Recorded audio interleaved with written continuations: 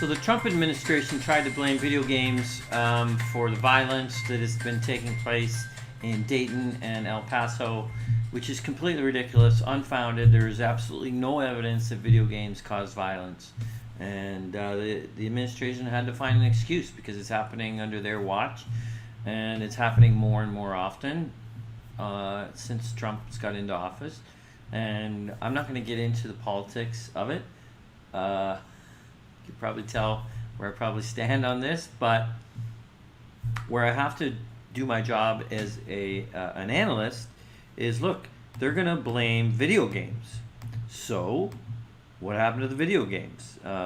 Well, they took a big hit, and then they bounced back a little bit today. So that was on Monday. They took the hit because that's when Trump's had to say something about the video games causing the violence.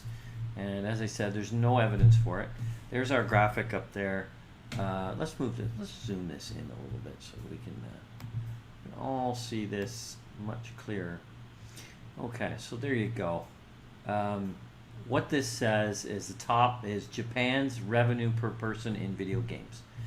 And it's the high. So $150, I guess, per year people spend per person. South Korea is next, and then the USA.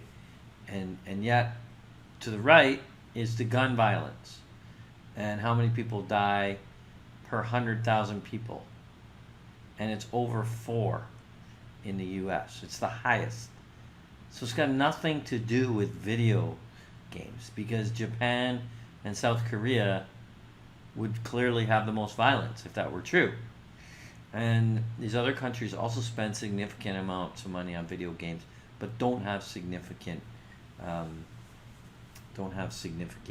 gun deaths. So it's just a nonsense stat. Doesn't really mean anything. It's just a talking point for the GOP and the administration to blame something other than themselves, when really should be blaming themselves and looking at the real cause, which is too many guns. Look, I don't want to get into politics. I'm on the edge of it for sure, but I'm being an analyst, and an analyst says it's not video games. Okay, so anything that happened in video games that took the hit should be looking at as an opportunity. So I happen to like Activision. I actually liked a few of them, but the one at the moment right now I like is Activision. And let's take a look at it in our work. And I lost my control here. There we go. And look at the returns. It is a bit cyclical for sure, no question about it. But overall, it's a good business. So just check out some of these returns here. They are cyclical and popped up in, what was that, 2011, came back down, 2015, just been on a bit of a tear here. And there's been some weakness in the video games in the last, say, year. And there's been it's been hard to compete with Fortnite.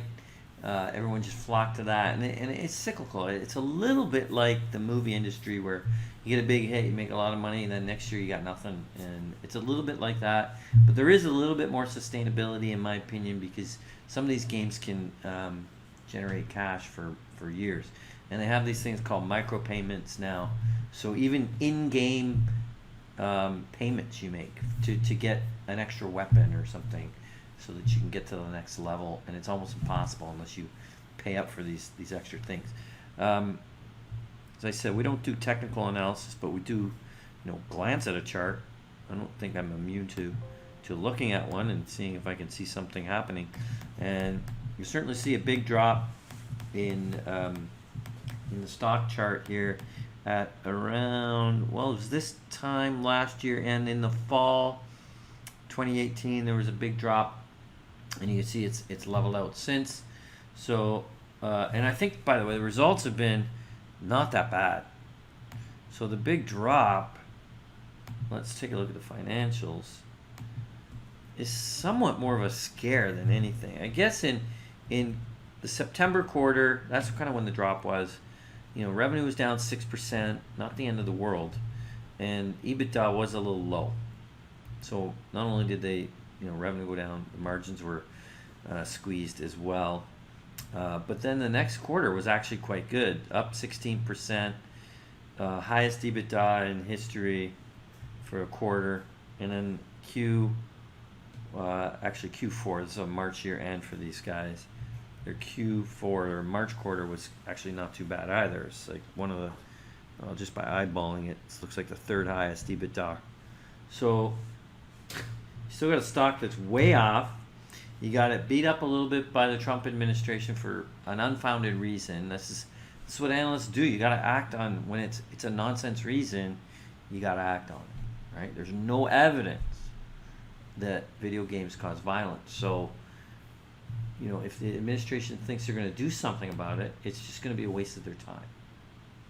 And this administration wouldn't do anything anyways. Like, what have they done about anything?